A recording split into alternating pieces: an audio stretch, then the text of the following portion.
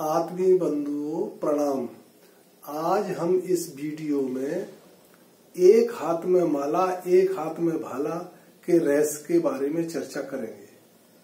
तो शास्त्रों में ऐसा कहा गया है कि एक हाथ में शस्त्र और एक हाथ में शास्त्र, या एक हाथ में माला एक हाथ में भाला। इसका तात्पर्य ये है कि हमें परमात्मा की भक्ति करते रहते हुए यदि उसमें कोई व्यवधान उपस्थित होता है या आताताई हमें परेशान करते हैं या कोई हमें मारने के लिए उतारू होता है, तो हमें अपनी आत्मरक्षा के लिए और धर्म की संस्थापना के लिए हमें आयुधों की आवश्यकता होती है।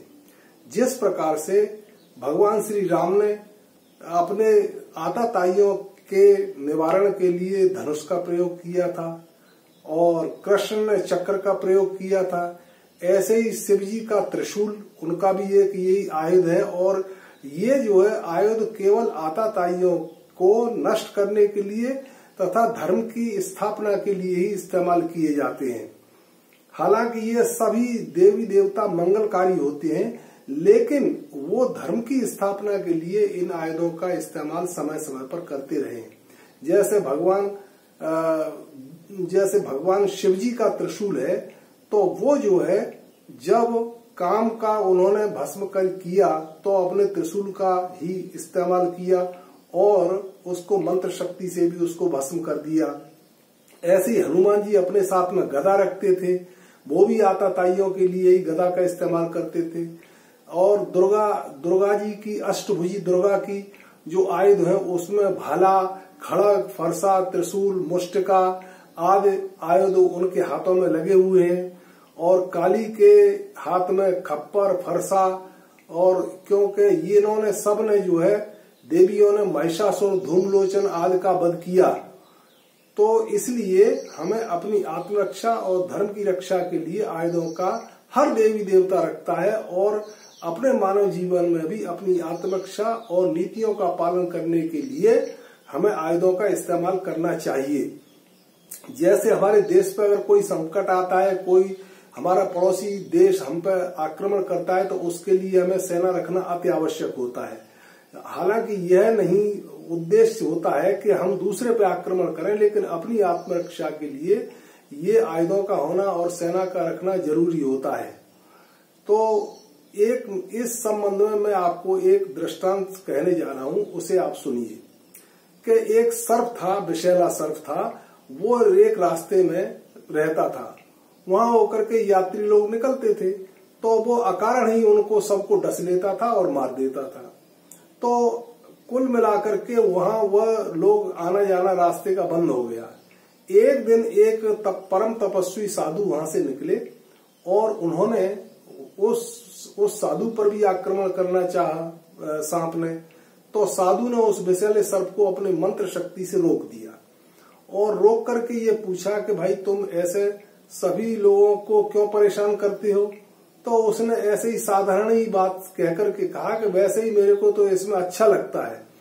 तो साधु ने फिर उसको उपदेश दिया और समझाया कि आज के बाद तू जो है किसी पर आक्रमण नहीं करेगा, अनायास किसी को काटेगा नहीं और किसी को सर्पदंश नहीं करेगा। तो साधु के प्रवचनों का उस सर्प पर इतना गहरा प्रभाव पड़ा कि उस दिन से उसने सभी लोगों को दंश करना छोड़ दिया। फिर कुछ दिन बाद वहां से भूले भटके यात्री निकले तो जब वो परिचित गांव में पहुंचे तो वहां पूछा कि कौन से रास्ते से आए हो? कि उस पीपल वाले रास्ते से आए हैं। कि वहां तो एक विषैला सर्प रहता है। कि हाँ, विषैला सर्प था वहां पर, लेकिन हमसे कुछ नहीं कहा, बेचारा चुपचाप बैठा रहा था, हम तो अपने चले आए। इस तरह से जब 10-5 आदमी निकले तो उनको वो सूचना मिलने लगी कि वो सर्प अब कुछ नहीं काटता है, किसी से कुछ नहीं कहता है। तो धीरे धीरे लोगों का भय जाता रहा। इस तरह से वो जो है काफी समय तक चलता रहा। फिर कुछ दिन बाद वो वहां पर जो ग्वाल वाले थे, जो अपने पशुओं को चराने जाते थे, उन्होंने देखा कि ये सर्प जो है अब किसी को नहीं काटता है, लगता है इसका जहर समाप्त हो गया है।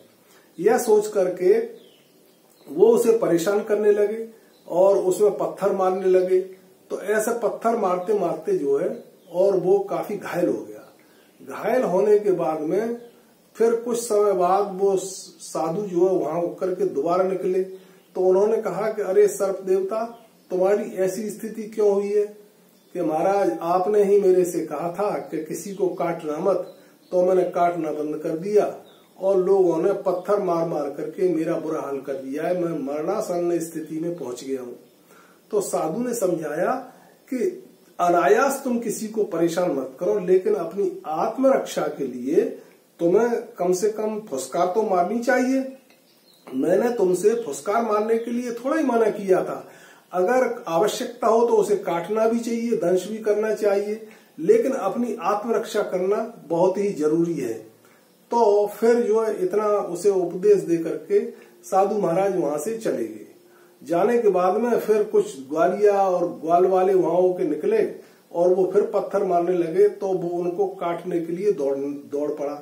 तो ग्वाल वाल सब भागने लग गए। उन्होंने सोचा कि अरे इसमें फिर दोबारा से जहर आ गया है। तो इस तरह से वो फिर लोग उसे परेशान करना बंद कर दिया और वैसे अनायास किसी को नहीं काटता था, लेकिन जब कोई उसे परेशान करता था तो वो फुसकार मार के उसको काटने के लिए भागता था। तो लोगों की समझ में आ गया कि ये अपनी रक्षा के लिए केवल काटता है, अनायास किसी को नहीं काटता है। तो इस तरह से हमें इस दृष्टांत से ये शिक्षा मिलती है कि हमें ऐसा भी मीठा नहीं बनना चाहिए कि हर कोई हमें चट करने के लिए सोचे।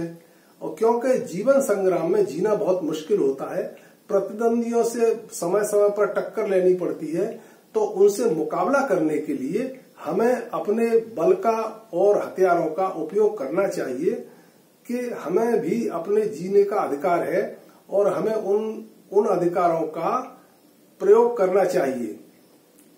पर प्राचीन काल में जो ऋषि मुनि थे, जंगलों में रहते थे, वो लंबी लंबी तपस्या करते थे, तो उनके पास इस प्रकार के आयुध तो नहीं होते थे, शंकर चक्र गदा आदि नहीं होते थे, लेकिन उनमें मंत्र शक्ति होती थी और वो आताताइयों को मंत्र से ही भस्म कर देते थे। या कोई आताताई उन्हें परेशान करता था तो वो जो है उसको अभिशाप भी दे देते थे। तो इस संबंध में तुलसीदास जी ने एक बड़ा अच्छा दोहा कहा है रामचरितमानस में कि अनुज बधू भगिनी सुतनारी 69 कन्या समय चारी इन्हें कुदृष्टि बिलोक जेई ताय बधे कछ हानि न हो कछ पाप न होई। यानी छोटे भाई की बहू, बहन और पुत्र की बहू और कन्या, इन सबको समान दृष्टि से और आदर की दृष्टि से देखना चाहिए। अगर इनको कोई आदमी बुरी दृष्टि से देखता है, व्यभिचार की दृष्टि से देखता है, तो उसका वध करने में कोई पाप नहीं लगता है, न यहाँ इस लोक में न परलोक में। तो इस तरह से जैसे राम थे, उन्होंने रावण का वध किया। क्यों किया कि वो सीता का हरण कर ले गया था और आताताई अत्याचारी था, इसलिए उन्होंने रावण का वध किया। और बाली जो था उसने भी जो है अपने छोटे भाई की बहू से दुराचार किया था, इसलिए भगवान श्री राम ने उसका भी वध किया था। और लक्ष्मण द्वारा जब शूर्पणखा उसे उन्हें परेशान करने लगी तो उन्होंने उसकी नाक काट दी। और पशुओं में भी विभिन्न प्रकार के आयुध होते हैं जो प्राकृतिक रूप से परमात्मा उनको साथ में शरीर में ही देता है। जैसे कुछ पशुओं के दांत बहुत ही लंबे होते हैं, उनके नाखून बड़े बड़े होते हैं, क्योंकि वो अपने बचाव के लिए और शिकार के लिए और आक्रमण करने के लिए इनके लिए इसका प्रयोग करते हैं। कुछ पशुओं में वो गति दी है परमात्मा ने, जैसे हिरण है, उसमें इतनी तेज गति दी है कि वो हिंसक पशुओं से अपना दौड़ करके बचाव कर लेता है। और तेज रफ्तार और कुछ पशुओं में भगवान ने ऐसी शक्ति दी है कि वो अगर दुलत्ती मार दें तो आदमी तो किसी अच्छे खासे जानवर के प्राण निकल जाए। तो जैसे जिराफ है, जिराफ की लात अगर शेर के मुंह पे पड़ जाती है तो शेर वहीं ढेर हो जाता है। इसी तरह से हाथी में बल दिया हुआ है, हालांकि वो सहनशील है, सहन स्वभाव है, वो किसी को परेशान नहीं करता है, लेकिन जब विपत्ति आ पड़ती है तो वो अपनी रक्षा के लिए अपने सूंड और अपने शरीर का इस्तेमाल करता है, इसलिए वो बचाव कर लेता है। गधे की भी दुलत्ती प्रसिद्ध है, गधा भी अपने बचाव के लिए दुलत्ती मारता है। तो कहने का तात्पर्य ये है कि हमें अपनी आत्मरक्षा के लिए और नीतियों का निर्धारण करने के लिए समय समय पर अपने आयुधों का इस्तेमाल करते रहना चाहिए। लेकिन अनायास ही अगर किसी को आप परेशान करेंगे तो वह अहिंसा का रूप ले लेता है, और अहिंसा जो है वो बहुत ही खराब होती है। इसलिए हमें अहिंसक नहीं बनना है, हमें अपनी आत्मरक्षा के लिए ये आयुधों का रखना बहुत जरूरी है। जैसे गुरु गोविंद सिंह थे तो उनके हाथ में एक हाथ में माला होती थी और एक हाथ में भाला होती थी। गुरु तेग बहादुर थे, उनके बगल में कटार और तेग जो है लटकी रहती थी। तो इन सब आयुधों के रखने का उद्देश्य यही है कि हमें जो है आताताइयों से अपने को बचा के रखना है, और यदि कोई आताताई किसी पर अत्याचार कर रहा है, अनीति का प्रयोग कर रहा है, तो उसके लिए हमें इन आयुधों का समय समय पर इस्तेमाल करते रहना चाहिए। आज इस वीडियो में हम आपसे इतनी ही चर्चा करेंगे। अगले किसी वीडियो में किसी और चर्चा को लेकर के हम आपके सामने प्रस्तुत होंगे। तब तक जय श्री राम।